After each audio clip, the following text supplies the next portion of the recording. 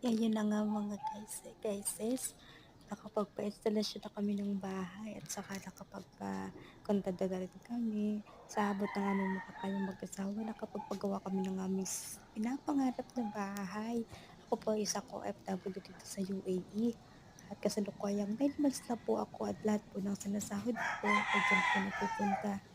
Mister ko lang po yung gumagawa niya. Kaya napaka-thankful po ako kasi nagkaroon ako ng asawa na kagaya niya.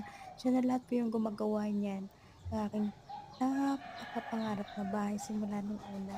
Napakaswerte ko po sa kanya. Yan ang aking, kahit hindi pa sabihin natin tapos na double wall po yan. Double wall yan. Kaya yan ang aking sweldo nung January. Yan ang binaghan ng aming